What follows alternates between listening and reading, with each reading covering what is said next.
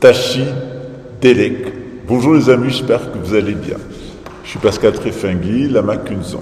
En tant que religieux du bouddhisme tibétain et en tant qu'homme politique français, puisque j'ai été un des cofondateurs du MoDem et j'ai été président du MoDem Luxembourg, et en tant que personne qui jouit d'un état de fortune convenable et qui me permet donc de me poser des questions sur où il faut investir ou pas, eh bien, on me pose des questions, mon public me pose des questions.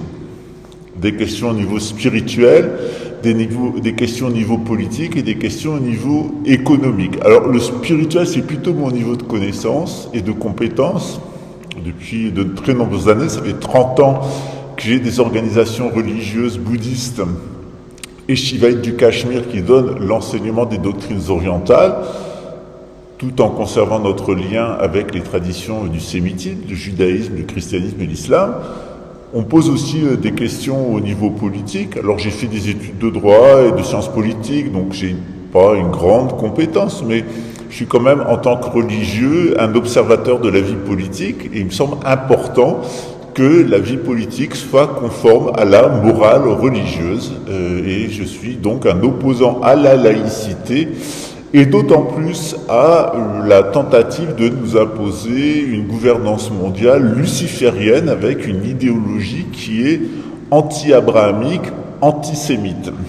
D'autre part, bien au niveau matériel, j'interviens beaucoup en tant que bénévole, mais aussi en tant que directeur d'une organisation caritative. J'en ai monté plusieurs dans ma vie. À Luxembourg, j'étais président de la fondation Anna-Chris Brandenburg qui venait en aide aux personnes âgées victimes de violences et aux LGBT mineurs d'âge qui étaient jetés dans la rue par leurs parents. On faisait l'interface en attendant qu'ils soient pris en charge par les organismes d'État. Et au Brésil, je suis le financier et co-créateur de Casaum, qui est une institution qui est destinée à venir en aide aux personnes qui vivent dans la rue, avec un réseau de solidarité qui couvre tout le Brésil et les milieux LGBT pour ne pas être contraints au satanisme pro-système, mais au contraire permettre aux gays d'abord de les assister d'un point de vue matériel quand ils sont dans la rue.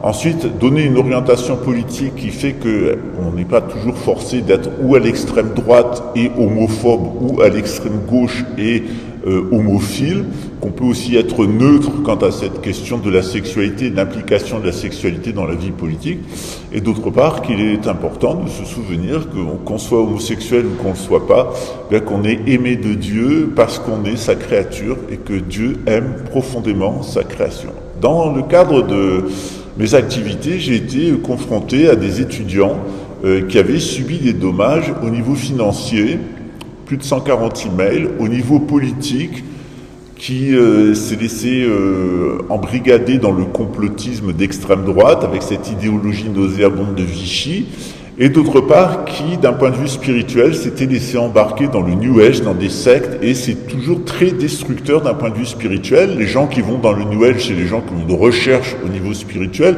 et quand elle est trompée, lorsqu'elle est trahie par des milieux lucifériens dont on aperçoit au final qu'ils sont sataniques, et qu'on vous propose bien de la pédocriminalité et de la prise de drogue, avec aussi des escroqueries financières, eh bien c'est toujours inquiétant pour moi de récupérer ce public-là qui vient vers les organisations traditionnelles comme les mêmes, en disant on s'est fait escroquer d'un point de vue matériel, on s'est fait mener en bateau d'un point de vue politique et on s'est fait tromper d'un point de vue spirituel. Alors dans ce cadre-là, depuis 2019, on m'avait alerté justement sur un prétendu alerteur à Marrakech,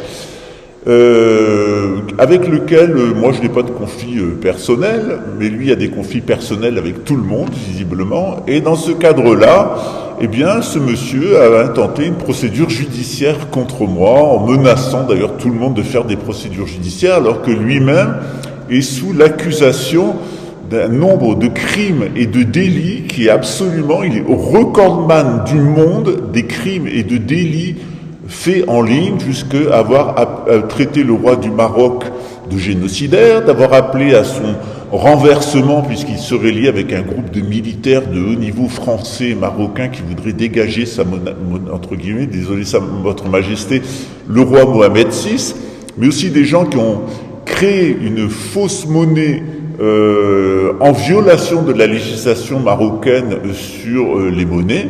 Le monopole de la création de monnaie au Maroc appartient à Sa Majesté Mohamed VI, en particulier au Royaume du Maroc, dont il est le propriétaire. Le roi du Maroc est propriétaire du Maroc. C'est comme ça s'appelle une monarchie. Et évidemment, c'est la Banque nationale, la Banque royale du Maroc qui a le monopole de la création de monnaie. Donc c'est un très grave délit. Donc dans ce cadre-là, je me suis affronté plusieurs fois avec ce personnage qui a mené une procédure judiciaire contre moi, qui a proféré 680 insultes, 14 menaces de mort, 17 en tout parce qu'il y en a qui étaient voilés, qui a fait usage de faux en écriture, qui est dans une procédure d'outrage à magistrat dans 2 pays, et donc un individu qui véritablement est toxique. Alors j'ai 5 questions à poser à cet individu, le gourou de la Ponzi de Marrakech. Premièrement, quelle différence y a-t-il entre la religion mondiale unique luciférienne qu'il promeut et celle du nouvel ordre mondial? Ce personnage, ce gourou à Ponzi de Marrakech, nous dit qu'il est dans des vidéos dont on a les plupart, nous dit qu'il est un adepte d'Alice Bailey, de son projet de gouvernance mondiale, de monnaie unique, de religion unique, etc., avec son programme éducatif basé sur la doctrine luciférienne. Donc, quelle différence y a-t-il entre la religion mondiale unique luciférienne d'Alice Bailey et celle de la gouvernance mondiale? Et en quoi est-il, sur ce point, un opposant à la gouvernance mondiale, puisqu'il semble qu'au contraire, il partage exactement les mêmes sources à Alice Bailey et la même proposition. Deuxièmement, quelle différence y a-t-il entre la future crypto-monnaie mondiale destinée à enrichir l'oligarchie financière mondialiste et la monnaie, le Zincoin, dont cette personne est le co-créateur? Quelle différence y a-t-il entre les banquiers internationaux qui veulent une crypto-monnaie mondiale avec un revenu minimum et sa proposition de crypto-monnaie et de revenu minimum? Finalement, est-ce que ce n'est pas la même chose? Quelqu'un qui s'enrichit et qui promet un revenu universel qu'on n'a toujours pas vu d'ailleurs dans les 2 systèmes. Troisième point, pourquoi insulte-t-il constamment son public et lui dit-il de se faire enculer? Je suis désolé, mais il semble que ce monsieur a un certain problème avec l'anus en général et l'homosexualité. Il nous dit même que quand il était adolescent, on le prenait pour une fille et qu'il se faisait casser la gueule en se faisant traiter de pédé. Donc il y a peut-être quelque chose à creuser de ce côté-là. Quatrièmement, pourquoi nie-t-il être le cofondateur de Zincoin, dont d'ailleurs il a influencé tout le marketing avec Jim Jean, Awakers, Éveilleurs, etc. Et pourquoi nie-t-il son adhésion au luciférianisme financier et se présente-t-il comme un simple apporteur d'affaires? Non, ce monsieur, le gourou des Ponzi de Marrakech, n'est pas un simple apporteur d'affaires, il est une personne qui a une part très importante du capital d'une crypto-monnaie illégale fabriquée à partir du Maroc, dont une toute petite partie a été mise sur les marchés financiers, dont les cours ont été trafiqués, on l'a démontré, et qui l'a énormément enrichi. Donc, pourquoi nie-t-il être le cofondateur et l'inspirateur? Et pourquoi se présente-t-il comme un simple apporteur d'affaires qui vous aurait orienté vers de mauvais investissements? Cinquièmement, pourquoi ce monsieur, ce gourou des Ponzi de Marrakech, ne participe-t-il à aucune confrontation sur Internet avec d'autres internautes, youtubeurs, sur ses convictions lucifériennes, son idéologie politique héritée de Vichy, en particulier l'antisionisme et l'antisémitisme, et ses pratiques commerciales, dont ce cross-selling toute une série de produits financiers parfaitement illégaux qui se sont révélés des escroqueries et des pyramides de Ponzi. Donc pourquoi On attend de ce monsieur qui se confronte à la réalité, qui cesse de mentir à son public, ou en tout cas que son public lui pose les bonnes questions au lieu de l'idolâtrer comme un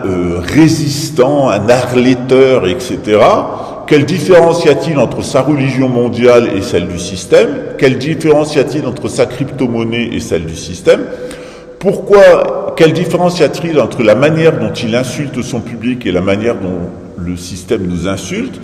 Pourquoi est-ce qu'il nie être le cofondateur de cette monnaie et se présente-t-il comme un apporteur d'affaires? Et finalement, c'est exactement ce que font les gens du système, notamment Emmanuel Macron. Et pourquoi ne veut-il participer à aucune confrontation jusqu'à insulter, menacer de mort, menacer de procédures judiciaires et faire de procédures judiciaires avec des faux en écriture et des accusations calomnieuses contre toute personne qui révèle non seulement ses origines raciales, mais si on peut appeler ça une race,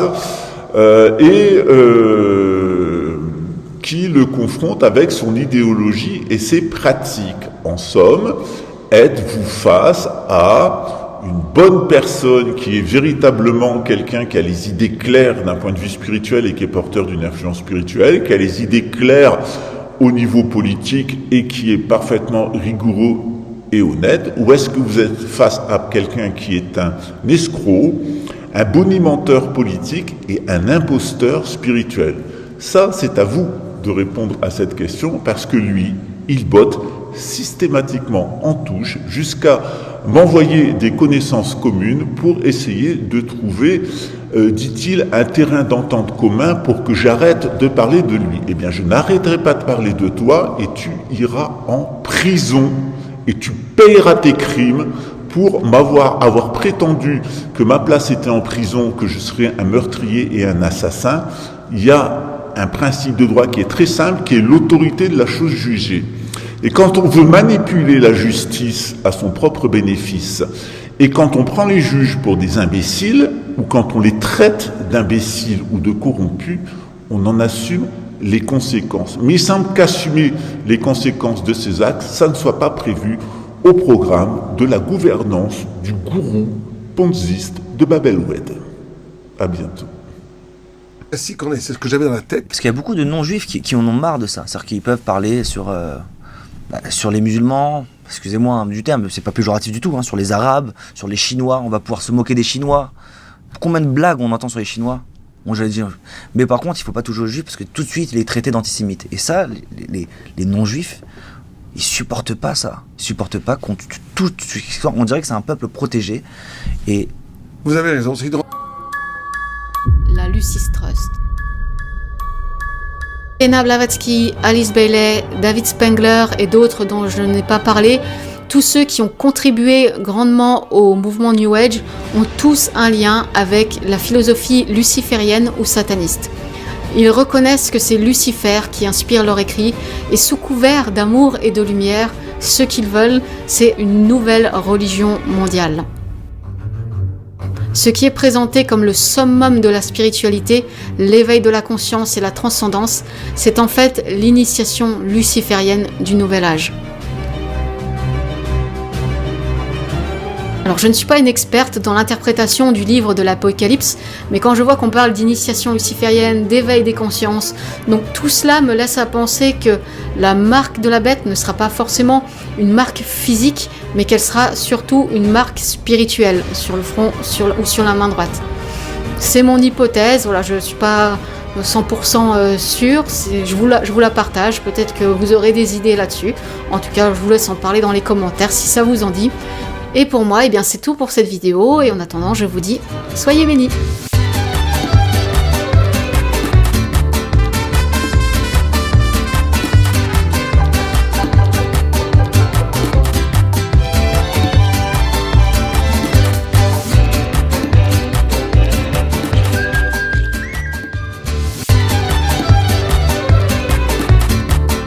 Bonjour à vous et bienvenue sur une nouvelle vidéo de la série Comprendre la spiritualité New Age. Dans l'épisode précédent de la série, j'ai parlé d'Elena Blavatsky, une des plus grandes occultistes du monde qui a voyagé dans le monde entier, qui a rassemblé toutes les croyances dans une même spiritualité qu'elle a appelée la théosophie. Mais finalement, d'où vient le terme Nouvel Âge ? Comment est-on passé de la théosophie à toute cette spiritualité moderne ? Dans cette vidéo, je vais vous présenter les travaux d'Alice Bailey, qui est une héritière spirituelle d'Elena Blavatsky. Alice Bailey était l'une des premières personnes à définir le terme Nouvel Âge et à l'utiliser. Mais pas seulement, elle souhaitait aussi l'avènement d'un nouvel ordre mondial et ses idées se sont frayées jusqu'aux Nations Unies. Aussi, on avait vu dans la vidéo précédente que Elena Blavatsky parlait de Satan et glorifiait le diable. Alors, qu'en est-il pour Alice Bailey ?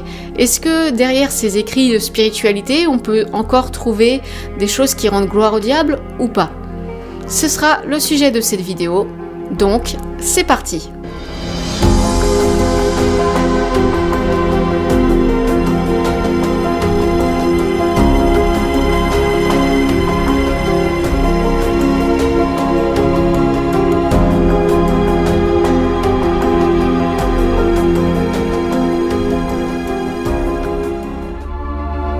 Alice Bailey. Alice Bailey est née en 1880 en Californie. Elle voyage en Inde et en 1915, elle s'engage dans la Société théosophique. J'en avais parlé dans la vidéo précédente, la Société théosophique a été fondée en 1875 par Elena Blavatsky et d'autres personnes francs-maçonnes. Dans cette société, on enseignait le mélange de l'hindouisme, du bouddhisme, de l'ésotérisme et de la connaissance cachée pour les initiés. Elena Blavatsky, sa fondatrice, a aussi enseigné le principe de channeling, de canaliser des esprits supérieurs. Et Alice Bailey rejoint cette société en 1915. Elle quitte la Société théosophique en 1922. Alice Bailey est astrologue, médium, elle canalise un maître de sagesse tibétain. Alice Bailey va écrire une vingtaine d'ouvrages sous la dictée de ce maître de sagesse tibétain. On retrouve beaucoup de fois le terme Nouvel Âge dans ses écrits. C'est pourquoi elle est considérée comme la fondatrice du mouvement du Nouvel Âge. Pour résumer, Elena Blavatsky a formé les concepts de la spiritualité moderne, mais sans jamais citer le terme de Nouvel Âge. Ses enseignements étaient complexes et assez peu répandus finalement, puisque enseignés dans la société théosophique, dans des sociétés occultes et franc-maçonniques. Et Alice Bailey a mis en forme toute la spiritualité avec les mots, avec les termes qu'on utilise aujourd'hui. C'est elle qui a fait la transition entre la théosophie et la spiritualité moderne.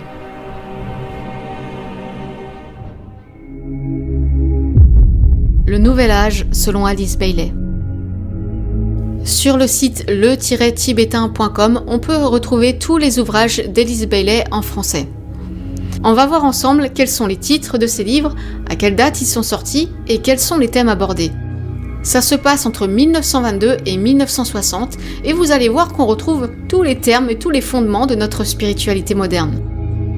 Le premier livre d'Alice Bailey, Initiation humaine et solaire, sort en 1922. Ça parle du grand tout, de l'un, de l'initiation, de l'évolution, de la hiérarchie spirituelle, de Jésus étant un maître de sagesse. Ça parle des maîtres ascensionnés, de la conscience christique.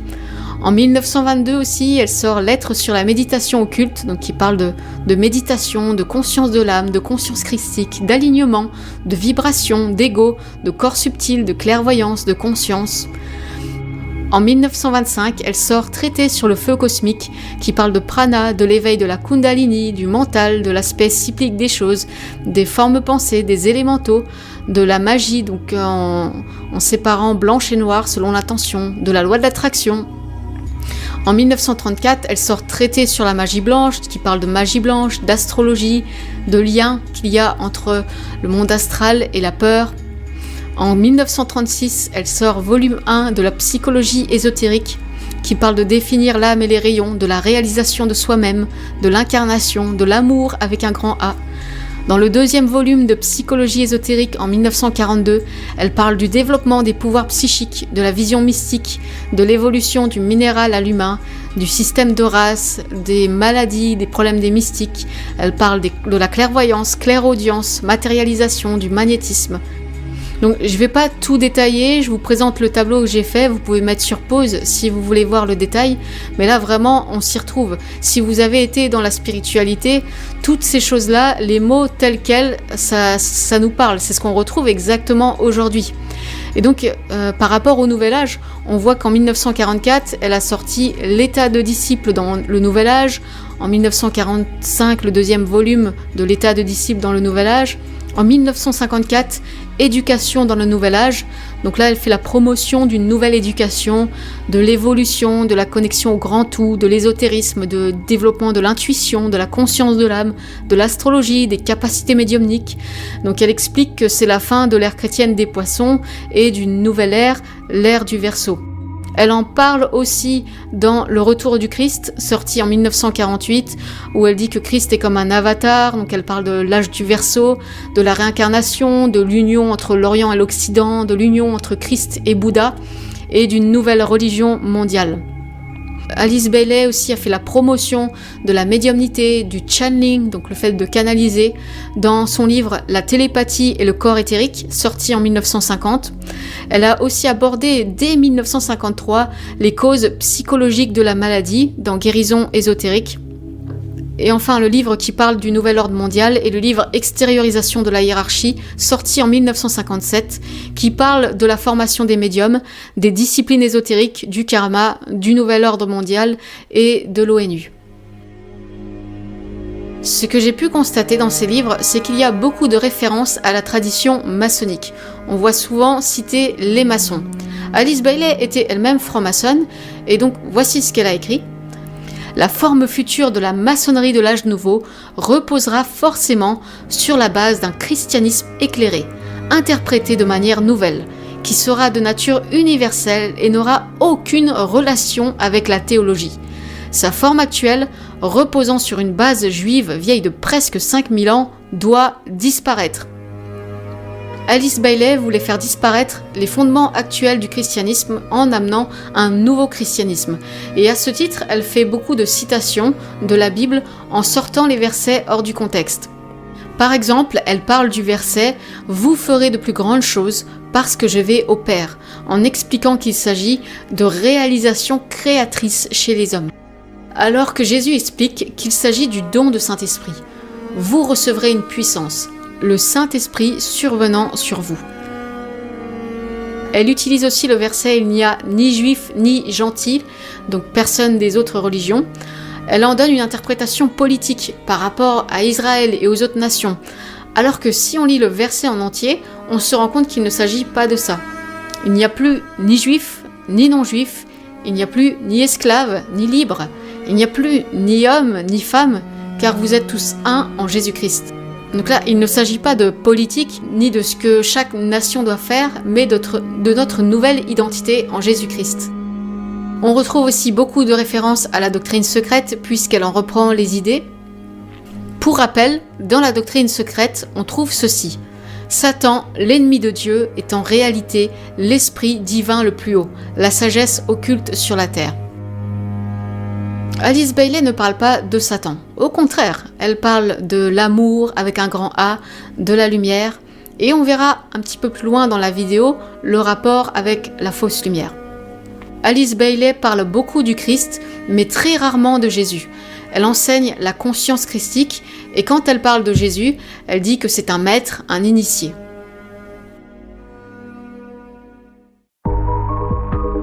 Faux Christ et nouvel ordre mondial. Maintenant, je voudrais vous partager un extrait qui m'a marqué à propos du Christ et du nouvel ordre mondial. Première partie. Le Christ, dans sa haute demeure, se soucie peu de voir les hommes accepter ou non les interprétations théologiques des savants et des hommes d'église. Ce qui lui tient à cœur, c'est que la note clé de sa vie, de sacrifice et de service, soit reproduite parmi les hommes. Il lui est indifférent que l'accent mis sur le détail et la véracité de l'évangile soit reconnu et accepté, car il s'intéresse davantage à ce que se poursuive la recherche de la vérité et de l'expérience spirituelle subjective. Il sait que dans chaque cœur humain se trouve ce qui répond instinctivement à Dieu et que l'espoir de la gloire ultime réside dans la conscience christique. Avant de poursuivre sur le paragraphe suivant qui parle du nouvel ordre mondial, je voudrais déjà m'arrêter là, il y a beaucoup de choses à dire. Alice Bailey nous présente ici un faux Christ. Elle énonce 4 caractéristiques qui sont en opposition avec le Christ biblique. Premier point, Alice Bailey dit que la vie de sacrifice et de service du Christ doit être reproduite parmi les hommes. Or, Jésus leur répondit, « L'œuvre de Dieu, c'est que vous croyez en celui qui l'a envoyé. » Deuxième point, le Christ de Bailey est indifférent que la vérité de l'évangile soit reconnue. Jésus disait « Le temps est accompli et le royaume de Dieu est proche. Repentez-vous et croyez à la bonne nouvelle. » La bonne nouvelle, c'est l'évangile. Troisième point, le Christ selon Bailey nous demande de rechercher l'expérience spirituelle subjective. On a un exemple dans la Bible d'expérience spirituelle. Satan entra en Judas. Judas a eu une expérience spirituelle. Satan est entré en lui. Mais ça n'en fait pas une expérience de référence et encore moins une expérience spirituelle à rechercher. Quatrième point, le Christ selon Bailey sait que dans chaque cœur humain se trouve ce qui répond instinctivement à Dieu. Jésus disait, car c'est du dedans, c'est du cœur des hommes que sortent les mauvaises pensées, les adultères, les impudicités, les meurtres, les vols, les cupidités, les méchancetés, la fraude, le dérèglement, le regard envieux, la calomnie, l'orgueil, la folie. Voici ce que nous dit le Christ biblique sur ce qu'il y a naturellement au fond du cœur de l'homme. On continue avec le paragraphe suivant. Donc, dans l'ordre mondial nouveau, la spiritualité va remplacer la théologie. L'expérience vécue prendra la place de l'acceptation théologique. Les réalités spirituelles vont émerger de plus en plus clairement et l'aspect forme va se retirer en arrière-plan. La vérité dynamique et expressive sera la note clé de la nouvelle religion mondiale. Le Christ vivant prendra sa juste place dans la conscience humaine et verra le fruit de ses plans, de son sacrifice et de son service. L'emprise des ordres ecclésiastiques s'amenuisera et disparaîtra. Seuls demeureront, en tant que guides de l'esprit humain, ceux qui parleront par expérience vécue et qui ne connaîtront aucune barrière de croyance. Ils reconnaîtront la marche en avant de la révélation et les nouvelles vérités seront basées sur d'anciennes réalités, mais seront adaptées aux besoins modernes. Elles manifesteront progressivement la révélation de la nature et de la qualité divine. Dieu est maintenant connu comme intelligence et amour. Alice Bailey nous parle d'un ordre mondial nouveau avec une nouvelle religion mondiale qui est la spiritualité et qui est basée sur l'expérience spirituelle subjective. Elle parle d'un Christ qui prendra la place dans la conscience humaine, alors que le Christ biblique est un Christ qui apparaîtra à la vue de tous. Voici, il vient au milieu des nuées, et tout le monde le verra, et même ceux qui l'ont percé, et toutes les familles de la terre se lamenteront à cause de lui. Oui, Amen. Elle dit que ceux qui resteront seront ceux qui parlent par expérience vécue et qui n'ont aucune barrière de croyance. Et j'ouvre une parenthèse, être chrétien ne veut pas dire croire aveuglément des dogmes et n'avoir aucune expérience. Au contraire, il faudrait se poser des questions si on est dans ce cas-là. Personnellement, l'expérience, cette rencontre que j'ai vécue avec Dieu a tout bouleversé et m'a fait justement comprendre que toutes les croyances ne sont pas compatibles et qu'il ne faut pas tout accepter. Alice Bailey dit qu'il y aura des nouvelles vérités, des nouvelles révélations par rapport à l'amour de Dieu. Et la Bible nous le dit, Dieu est amour. Voici comment Dieu a démontré qu'il nous aime. Il a envoyé son Fils unique dans le monde pour que par lui nous ayons la vie. Voici en quoi consiste l'amour. Ce n'est pas nous qui avons aimé Dieu, mais c'est lui qui nous a aimés. Aussi a-t-il envoyé son Fils pour apaiser la colère de Dieu contre nous en s'offrant pour nos péchés. Dieu est amour et il n'y a pas besoin d'une nouvelle révélation, elle existe déjà. La révélation, c'est la croix, c'est ce que Jésus a accompli, c'est le pardon des péchés. Alors effectivement, pour nous, c'est difficile à saisir et ça nous paraît être fou en fait et inutile. Mais si vous êtes dans ce cas-là, je vous recommande, je vous invite à prier, à demander à Dieu de vous convaincre par rapport à ça, de vous montrer quelle est la signification de la croix et du pardon des péchés. Vous montrer aussi dans votre vie s'il y a des choses qui doivent être pardonnées, s'il y a des choses qui doivent être enlevées. Et là, on peut commencer à vivre la révélation de Dieu et son amour. Les conséquences du non-jugement. Je voudrais maintenant vous partager un passage qui m'a choqué et qui est la conséquence du non-jugement, non-dualisme et de vouloir tous être un. La force de Shambhala est active chez tous, car elle produit la fédération et la synthèse. Les hommes qui inspirèrent et commencèrent la Révolution française, le grand conquérant, Napoléon, Bismarck, le créateur d'une nation, Mussolini, qui a régénéré son peuple, Hitler, qui a porté sur ses épaules un peuple en détresse, Lénine, l'idéaliste, Staline et Franco, sont tous des expressions de la force de Shambhala et de certaines énergies peu comprises. Ils ont opéré des changements significatifs à leur époque et pour leur génération. Ils ont modifié la face de l'Europe et par contre-coup affecté l'Asie ainsi que les attitudes conditionnant la vie et la ligne de conduite politique de l'Amérique.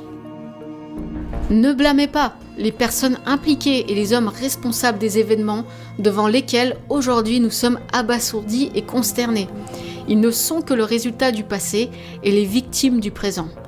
En même temps, ce sont des agents de la destinée, les créateurs d'un ordre nouveau et d'une nouvelle civilisation. Ce sont les destructeurs de ce qui doit être détruit avant que l'humanité ne puisse avancer sur le sentier de la lumière. Ils sont l'incarnation de la personnalité de l'humanité. Blâmez-vous donc vous-même pour ce qui se produit aujourd'hui.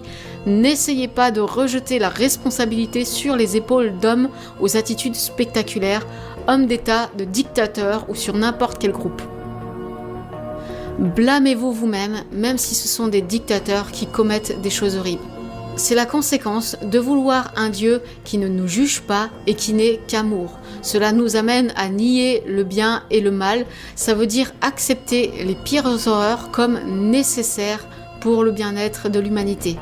C'est aussi la conséquence de dire que l'on est tous un, de vouloir renoncer à son individualité pour se fondre dans le grand tout, de vouloir évoluer et faire évoluer l'humanité et d'en porter toutes les responsabilités. La Lucis Trust. Tous les livres d'Alice Bailey sont publiés par la maison d'édition qu'elle fonde en 1922, la Lucifer Publishing Company, renommée plus tard en Lucis Publishing Company. La même année, Alice Bailey fonde la Lucis Trust, une organisation spiritualiste mondiale. Dans l'historique officiel de cette société, on peut voir que le nom a été donné en honneur au journal Lucifer, à la Théosophie et à Helena Blavatsky. Leur site explique que le nom a été changé à cause des groupes chrétiens qui ont traditionnellement identifié Lucifer à Satan par erreur. Il y a une page qui explique la signification ésotérique de Lucifer. On peut y lire qu'il s'agit du porteur de lumière et d'un ange solaire. Rappelez-vous, dans la Bible, il est écrit que Satan lui-même se déguise en ange de lumière. La fausse lumière, c'est Lucifer. Quand on regarde la page d'accueil du site de la Lucis Trust, ça a l'air inoffensif. On retrouve les termes amour et lumière. Bon, on a vu qu'il s'agissait de la lumière de Lucifer. Quand on descend, on voit qu'il y a une formation école arcane, que la méditation est utilisée en tant que service mondial pour invoquer la lumière, l'amour et la puissance spirituelle dans la conscience humaine. On voit qu'il y a un article sur la hiérarchie spirituelle. Dans les détails, ça parle des maîtres de sagesse. On voit qu'il y a la grande invocation, qui est une prière mondiale et un mantra. On va regarder ça en détail. Et on voit aussi que la Lucis Trust est présente aux Nations Unies. Concernant la prière, la grande invocation, c'est une prière écrite par Alice Bailey qui a été traduite en 80 langues. C'est un mantra pour le nouvel âge. Elle est considérée comme une invocation des énergies divines. Elle est suggérée d'être prononcée chaque jour, tout en visualisant l'amour, la lumière et la volonté. Quand on lit la prière, on n'y voit rien d'inoffensif a priori. Ça parle d'amour, de lumière, de puissance, de Dieu, du Christ. J'en lis un extrait. Du point d'amour dans le cœur de Dieu, que l'amour afflue dans le cœur des hommes. Puisse le Christ revenir sur terre. Que le plan d'amour et de lumière s'épanouisse et puisse-t-il sceller la porte de la demeure du mal. En dessous, on a une précision. Beaucoup de religions croient en un instructeur mondial, celui qui vient, connu sous les noms le Seigneur Maitreya, l'Imam Mahdi, le Kalki Avatar et le Bodhisattva. Celui qui vient, le Christ. Avez-vous remarqué quelque chose d'étrange ? Le nom de Jésus n'est jamais mentionné.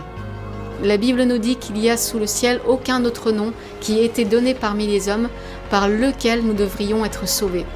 Les apôtres étaient combattus parce qu'ils parlaient et enseignaient au nom de Jésus. L'apôtre Paul dénonce aussi les faux apôtres, les ouvriers trompeurs, déguisés en apôtres de Christ, car Satan lui-même se déguise en ange de lumière.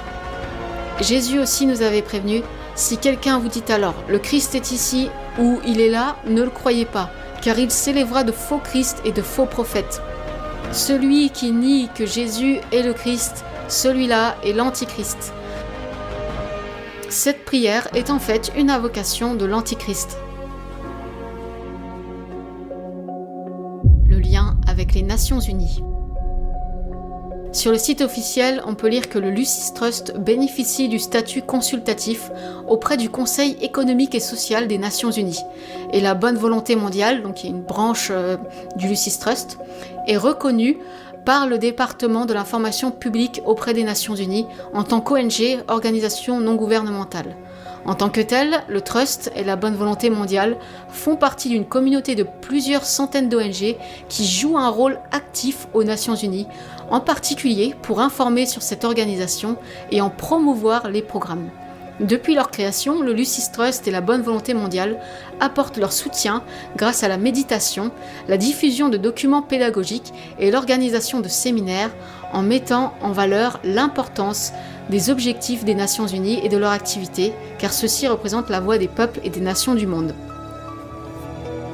Quand j'ai lu ça, j'étais un peu perplexe, donc j'ai été vérifier sur le site officiel des Nations Unies, en tout cas la branche qui concerne le département économique et social.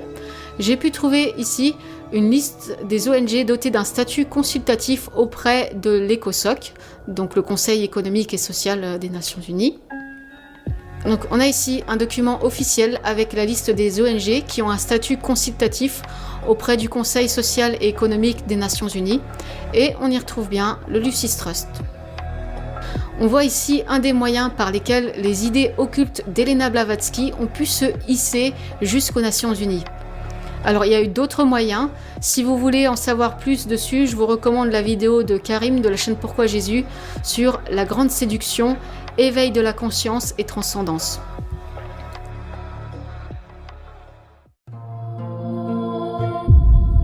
L'école d'Arkane. En 1923, Alice Bailey a formé l'école d'Arkane, une école de spiritualité, pour former des disciples dans le Nouvel Âge. Elle contient une formation ésotérique et la méditation comme style de vie. Il y a une condition d'admission, c'est celle-ci. La seule exigence qui doit être imposée concerne l'adhésion à la technique de la méditation occulte présentée dans les cours de travaux de l'école.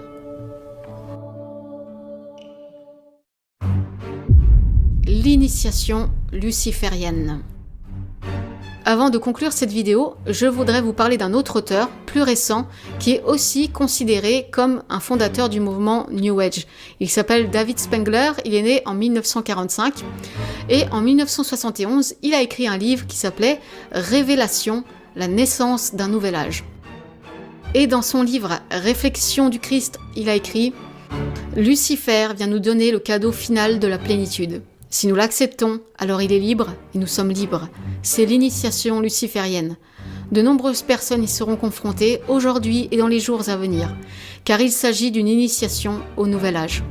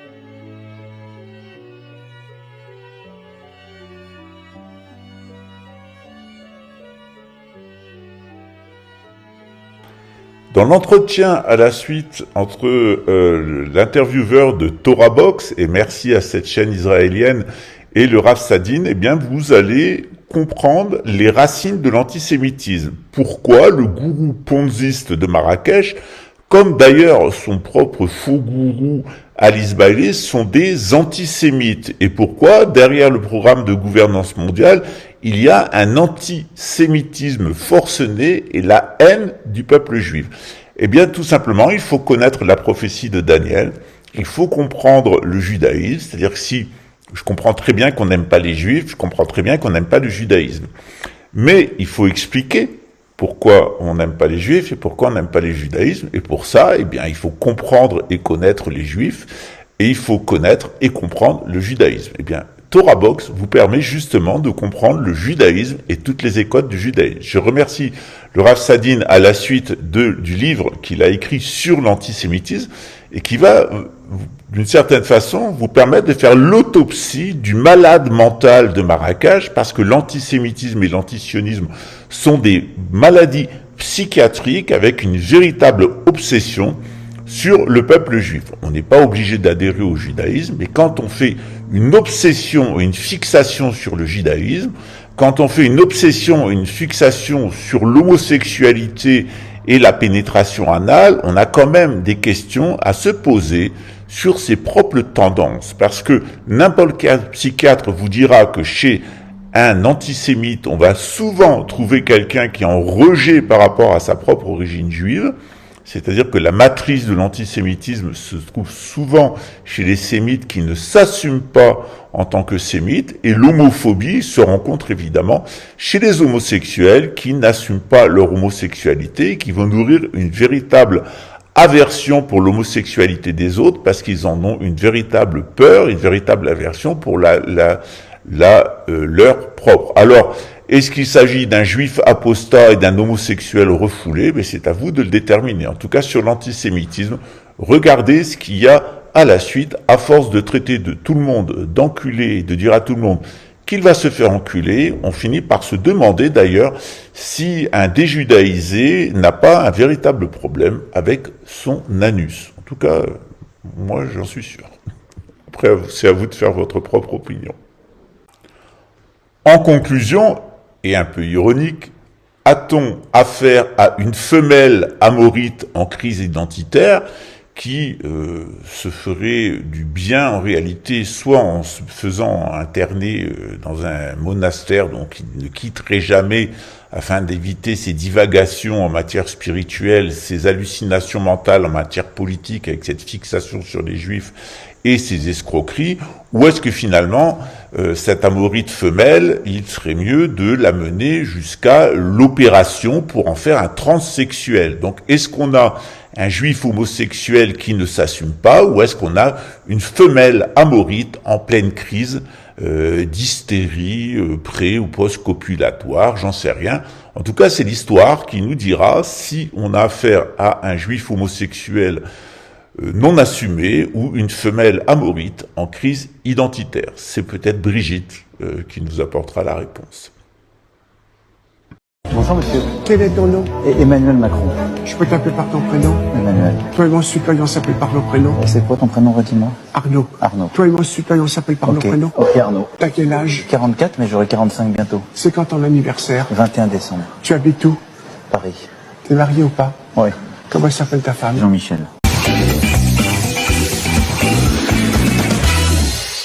Bonjour Rav Sadin. Bonjour. Merci d'être dans notre émission du Face à Face chez Torah Box. Alors, je voulais parler d'un sujet qui est l'antisémitisme. Et ça tombe bien parce que vous avez... il vient de sortir un livre dans les éditions du CERF sur l'antisémitisme. Ouais. Et c'est vous l'auteur. C'est moi et Antoine Mercier. On est deux à l'écrire. D'accord. C'est moi qui fournis plus ou moins les idées, les concepts. Et Antoine Mercier, qui était rédacteur en chef de France Culture, on avait fait une émission une fois sur l'antisémitisme et il avait été très intéressé par ça. Il m'a dit: est-ce que tu veux pas écrire un livre? Et moi, à l'époque, que je rédige des livres en hébreu au collège, etc., j'étais débordé. Je lui ai dit: écris-le toi, je te donne toutes les idées, il n'y a pas de problème. Et il a fait un roman. Donc j'ai fourni la base des idées. Lui, il a fait la rédaction et il a rajouté aussi quelques éléments historiques importants pour corroborer, pour appuyer l'argumentation du livre. Donc en vérité, on peut dire qu'il a été écrit à deux. Nous sommes deux auteurs, Antoine Mercier et moi-même, sur ce livre. D'accord, bah magnifique. Et pendant toute cette émission, nous allons parler de fond en comble de l'antisémitisme. Pourquoi il vient, pourquoi certains peuples l'ont jamais été et pourquoi maintenant ils le sont. On va parler même peut-être de l'Iran, on va parler du protestantisme, on va parler de beaucoup de choses dans cette émission. Maintenant, il y a deux questions, parce que je viens de découvrir le livre. Hein. C'est pas pour ça qu'on vous avait invité à la base, mais ça tombe très bien. Ou le dragon à 4 têtes. Alors, le dragon à 4 têtes, c'est un truc que j'ai trouvé moi-même, parce qu'il illustre parfaitement une petite histoire qui m'est arrivée avant. D'accord. En gros, une fois, j'étais avec un ami, qui était d'ailleurs un ami. On discutait, tout à coup, il me dit une phrase véritablement antisémite. Du genre, vous, les Juifs, vous dominez le monde. Je lui dis, mais écoute, Robert, tu es antisémite. Il me dit, mais pas du tout, tu sais très bien, il était marié. Il est encore d'ailleurs marié à une Juive, il a 2 enfants juifs, d'après la halakha. Il me dit, je suis pas antisémite. Et sa protestation était absolument sincère. Je dis, mais pourtant, c'était évident qu'il a eu une phrase antisémite. Et donc, j'ai été chercher dans le Marat de Prague, et dans Or Mitzvah, et là j'ai vu qu'en vérité il y a 4 formes d'antisémitisme, et qui sont liées aux 4 empires. Il y a le matriciel des 4 empires qui est l'Égypte, qui génère, comme vous connaissez, Babylone, la Perse, Babel, donc la Perse, la Grèce et Édom, Rome, jusqu'à aujourd'hui. Et ces 4 empires sont déjà signifiés prophétiquement dans le 2e verset de la Torah. Va'aretz haïtatou bou rocher al pnei hateom, ve'ruach Elokim ve'arachet al pnei hamayim. Dans ce passouk est indiquée déjà toute l'histoire de l'humanité. Haaretz, c'est le matriciel, la terre, c'est l'Égypte qui va générer toutes les civilisations. Tohu, étonnement, c'est Babel. Confusion, Bohu, c'est la Perse. Rocher, les ténèbres, c'est la Grèce. Et Théom, on n'en voit pas le bout de l'exil de Édom, c'est Édom. Et Ruach Elokim et l'esprit de Dieu plané sur l'Occident. Okay. Et l'esprit de Dieu plané sur les eaux, c'est le messianisme, dit le Midrash, le Mashiach, l'esprit du Mashiach, qui viendra sur les pleurs, à partir des pleurs des Juifs qui sont les eaux. Et donc, on retrouve cet archétype de 4 empires, suscité par un élément premier partout. On le retrouve par exemple dans la prophétie de Daniel, où il voit une mer, d'où sort 4 bêtes. La première bête, c'est un lion-aigle, qui est Babel, la grandeur. Le deuxième, c'est l'ours, qui est le physique. Le troisième, c'est la panthère noire et 4 ailes, qui est la Grèce qui dévore tout, l'insolence de la philosophie. Et vous avez après la 4e une bête terrible avec des dents de fer qui dévore toutes les autres, c'est Édom. Et dans le rêve aussi de Nabuchodonosor, on voit une statue avec la tête d'or, Babel, le ventre, la Perse, les 2 bras qui jonglent avec les concepts, la Perse et les 2 pieds, Édom. Et là, on a Ishmaël qui amène au Mashiach, comme ça d'après les Mefarshim. Donc, j'ai compris qu'il n'était pas antisémite. En d'autres termes, si je vous dis l'antisémite aujourd'hui, c'est qui? C'est quoi l'antisémite aujourd'hui? Un antisémite classique aujourd'hui, c'est quoi? C'est quoi? Moi, je vous pose la question. Bah, justement, alors la question c'est, est-ce que pas toute personne qui aurait un avis défavorable sur le juif, tout de suite il est déclaré comme antisémite? C'est possible. Mais l'antisémite classique, c'est ce que j'avais dans la tête. Parce qu'il y a beaucoup de non-juifs qui en ont marre de ça. C'est-à-dire qu'ils peuvent parler sur les musulmans, excusez-moi du terme, c'est pas péjoratif du tout, hein, sur les Arabes, sur les Chinois, on va pouvoir se moquer des Chinois. Combien de blagues on entend sur les Chinois? Bon, j'allais dire. Mais par contre, il faut pas toucher aux juifs parce que tout de suite il est traité d'antisémite. Et ça, les non-juifs, ils supportent pas ça. Ils supportent pas qu'on on dirait que c'est un peuple protégé. Et vous avez raison, c'est une remarque réelle. Et ça pousse encore plus à l'antisémitisme. Coluche, il disait, pourquoi on lui a reproché, on lui a dit, pourquoi tu fais pas des blagues sur les juifs? Alors il a dit d'abord parce que mon producteur est juif, hein, donc je fais attention, mais en rigolant il disait, après il disait parce que les juifs, ils font des blagues sur eux-mêmes. Donc, non, mais l'idée, en gros, alors vous avez raison, mais enfin, non, vous n'avez pas tout à fait raison. Parce qu'il y a toujours si c'est une blague sympathique, comme on fait une blague sur les Chinois, pas de problème. Mais il s'est trouvé justement, ça illustre parfaitement le cas. On a l'habitude de penser que l'antisémitisme, c'est le nazi qui veut tuer les juifs, qui les déteste. Ça, c'est l'antisémitisme perse, on va l'expliquer dans une minute. Mais il y a d'autres formes d'antisémitisme. Justement, un des antisémitismes, c'est celui dont vous parlez, c'est le grec, qui n'a rien contre les juifs. On peut être marié avec une juive, il n'y a pas de problème. Simplement, on ne veut pas qu'il la ramène en tant que peuple particulier. C'est ce qui s'appelle le prédicat juif, le particularisme juif. On en a marre, soyez comme tout le monde et on vous aime bien. Pourquoi est-ce que j'appelle ça un antisémitisme? Cette volonté d'universel. Parce que les mêmes personnes qui sont antisémites grecs, qui ne veulent pas tuer les juifs, qui ne sont pas comme les Perses. Les mêmes personnes, quand elles vont voir un particularisme breton, ou auvergnat, ou écossais avec la cornemuse et la robe, ils vont trouver ça sympathique. Ils vont pas dire, il y en a marre du particularisme écossais. Ils voient un gars avec une kippa, tout de suite c'est la réticence, l'énervement, le raidissement. Antisémitisme. En d'autres termes, effectivement, si, et donc c'est pour ça qu'il faut faire attention. L'antisémitisme, on va essayer d'expliquer, elle a des origines métaphysiques très profondes. Et elle se manifeste en 4 visages, qui sont l'un, Babylone, et on peut expliquer, si vous voulez, très rapidement les 4 visages d'antisémitisme. Babylone, c'est l'antisémitisme. Babylone était une civilisation de la gloire, de la beauté. Ils ont que les 7 jardins suspendus de Babylone, c'est une merveille absolue. C'est-à-dire que si dans notre civilisation, l'argent et la jouissance, le znout, et le merkaz, et le centre, la centralité qui fait bouger le moteur, à l'époque, pas du tout, c'était la gloire et la beauté. Eh bien, le juif était soupçonné toujours de ne pas faire partie de la nation, d'être un étranger. C'est l'antisémitisme classique du 19e siècle. Aujourd'hui, chez les WAPs, je ne sais pas si vous connaissez les WAPs, les blancs américains qui détestent les noirs et les juifs, mais ils ne sont pas violents. Ils ne vont pas tuer les juifs. Ils les méprisent. C'est un antisémitisme qui nous convient assez, nous les religieux. Ça nous empêche de nous assimiler. Ils ne nous tuent pas, ils nous laissent tranquilles. Ils ne nous rentrent pas dans notre club. Il y a des clubs en Amérique, les juifs et les noirs n'entrent pas. Et c'était l'antisémitisme, on va dire, du 19e siècle, qui est beaucoup, qui n'existe pratiquement plus aujourd'hui, parce que, effectivement, le phénomène de l'immigration a brouillé les identités régionales du terroir tellement que le juif n'est plus vraiment un brouilleur d'identité. Mais c'était cet antisémitisme qui voyait le juif, t'es pas vraiment un Français parce que tu es international. Vous les juifs, vous êtes solidaires partout. Vous êtes l'atlantisme, vous êtes pro-américain. Nous, on est du terroir. Il disait, Drummond, un juif ne pourra jamais comprendre les vers de Racine, cette terre de France qui vibre à l'unisson de mon cœur. Jamais. Ils ont raison d'ailleurs. On n'est pas dans le terroir français. Ça, c'est le premier forme d'antisémitisme qui est babylonien. Babylonien, donc quand vous dites babylonien, c'est pas quelque chose qui n'existe plus, c'est quelque chose qui perdure dans le temps. Complètement, ces 4 archétypes, Babylone, Perse, Grèce et Rome. Donc c'est pas ancien, quoi, que c'est fini, alors, non, il y a c'est des que moments occidental. historiques, c'est des coefficients, on peut s'amuser à les mesurer, où l'un est plus fort que l'autre. D'accord. Par exemple, l'antisémitisme perse, c'était les nazis ou l'Inquisition. Là, c'est la destruction physique du juif. C'est un antisémitisme qui va à la détestation et surtout à la déshumanisation du juif. Ce n'est plus un homme, c'est un cafard, c'est un rat, c'est quelqu'un qui ne peut pas, qui est nocif pour l'humanité. C'est même plus un homme. Ça vient du corps, parce que le centre de Père, comme dans Purim, le festin de Purim, c'est le corps, la jouissance. Et les juifs est vécu et vu comme quelqu'un qui m'empêche de jouir. C'est-à-dire que regardez, c'est intéressant, faut pas regarder, mais quand on lit l'antisémitisme perse comme Imar Shemo Hitler, l'infâme moustachu, ou bien d'autres, Drummond qui était un antisémite de même type, il parle des juifs comme quelqu'un qui m'empêche d'exister.